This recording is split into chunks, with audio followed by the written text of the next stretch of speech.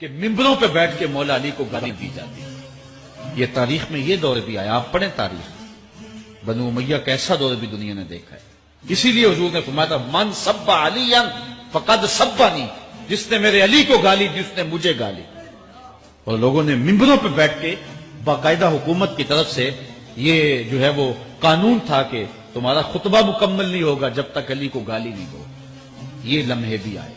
ناظرین، صحیح مسلم کی 240 نمبر حدیث ہے، سیدنا مولا علی فرماتے ہیں اس ذات کی قسم جس نے دانے کو پھاڑا اور اناج نکالا اور روح کو تخلیق کیا، نبی امی صلی اللہ علیہ وآلہ وسلم نے مجھ سے فرمایا تھا اللہ یحبنی الا مؤمن ولا یبغضنی الا منافق۔ اے علی، سوائے مومن کے کوئی تجھ سے محبت نہیں کرے گا اور سوائے منافق کے کوئی تیرا بغض اپنے دل میں نہیں رکھے گا۔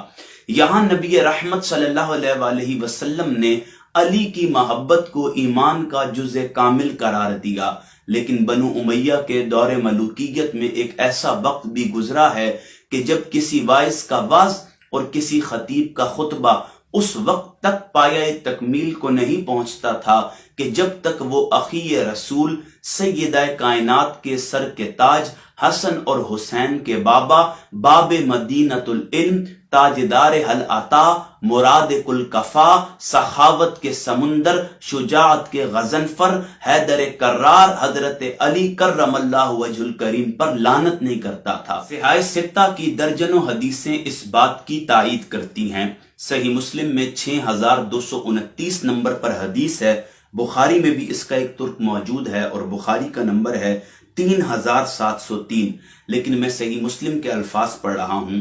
سیدنا سہل بن سعد السعدی بیان فرماتے ہیں کہ بنو امیہ کے دور ملوکیت میں آل مروان میں سے ایک شخص کو مدینہ کا والی بنا کر بھیجا گیا۔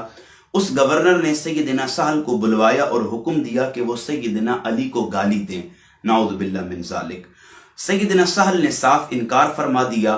پھر اس انکار پر اس گورنر نے کہا کہ چلو کم از کم اتنا ہی کہہ دو کہ ابو تراب پر اللہ کی لعنت، نعوذ باللہ من ذالک۔ اس کی اس بات پر سیدنا سہل نے فرمایا کہ سیدنا علی کو تو ابو تراب سے بڑھ کر کوئی نام محبوب ہی نہیں تھا، وہ تو اس نام سے پکارے جانے پر خوش ہوا کرتے تھے۔ اس پر اس والی مدینہ نے کہا کہ ہمیں ساری بات سناؤ کہ ان کا یہ نام کیوں کر رکھا گیا۔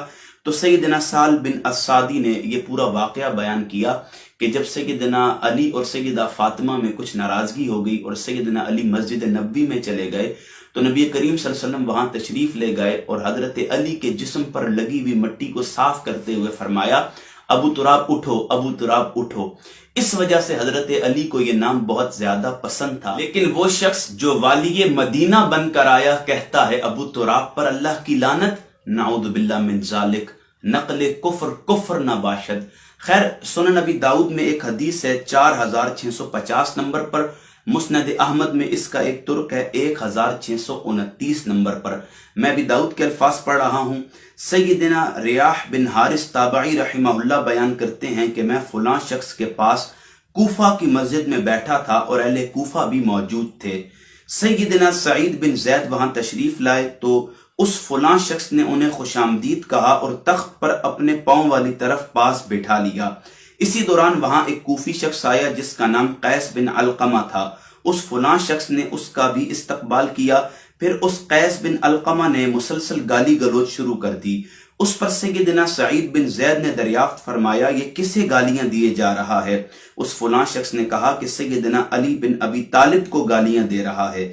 سیدنا سعید بن زید نے افسوس سے فرمایا میں دیکھ رہا ہوں کہ تمہارے سامنے اصحاب رسول کو گالیاں دی جاتی ہیں اور تم فلاں شخص اس جرم کو نہ تو برا سمجھ رہے ہو اور نہ ہی منع کرتے ہو، جبکہ اس کے برعکس میں نے خود رسول اللہ کو یہ ارشاد فرماتے ہوئے سنا تھا اور میں کوئی من گھڑت بات آپ صلی اللہ علیہ وسلم کی طرف منسوب نہیں کروں گا کہ کل روز قیامت آپ صلی اللہ علیہ وسلم سے ملاقات ہونے پر مجھے جواب دہی بھگتنی پڑے۔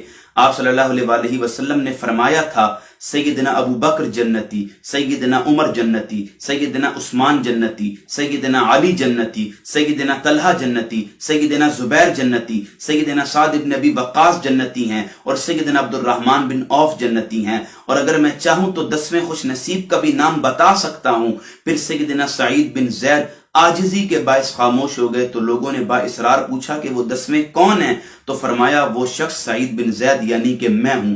फिर फरमाया तुम सब कान खोलकर सुन लो, रसूलुल्लाह सल्लल्लाहु अलैहि वसल्लम की मायत में किसी सहाबी का चेहरा गुबार आलूद होना तुम में से किसी के सारे उम्र के नेक आमाल करने से बेहतर है। सैयदना नूह अलैहिस्सलाम जितनी भी अगर कोई उम्र पा जाए तब भी किसी सहाबी का चेहरा अगर नबी की मैयत में गर्द आलूद हुआ था तो वो तुमसे बेहतर है। ये जवाब दिया सैयदना सईद बिन ज़ैद ने उस शख्स को कि जो मिंबर पर मौला अली को गालियां दे रहा था। नाजरीन, यहां एक वजाहत कर दूं कि हदीस में फलां शख्स से मुराद ये वाली मदीना जिसे बनु उमैया के दौरे मलूकियत में मदीने का गवर्नर बनाकर भेजा गया था वो मुराद है। ये फलां शख्स मैंने हदीस के तर्जुमे में दाखिल नहीं किया, बल्कि ये मुहद्दिसीन की इस्तिलाह है जिससे मुराद वाली मदीना है। खैर, सुनन नबी दाऊद की 4648 नंबर हदीस सैयदना अब्दुल्ला ताबई रहिमहुल्लाह बयान करते हैं कि जब फलां शख्स कूफा में आया तो उन्होंने फलां शख्स को खतीब मुकर्रर किया और उस फलां शख्स की तकरीर सुनकर सैयदना सईद बिन ज़ैद ने मेरा हाथ पकड़ा और फरमाया, इस जालिम को देख रहे हो जो सैयदना अली पर लानत कर रहा है। फिर सैयदना अब्दुल्ला बिन रहिमहुल्लाह बयान करते हैं कि फिर सैयदना सईद बिन ज़ैद रदी अल्लाह ताला अन्हु ने 9 अफराद के बारे में जन्नती होने की गवाही दी।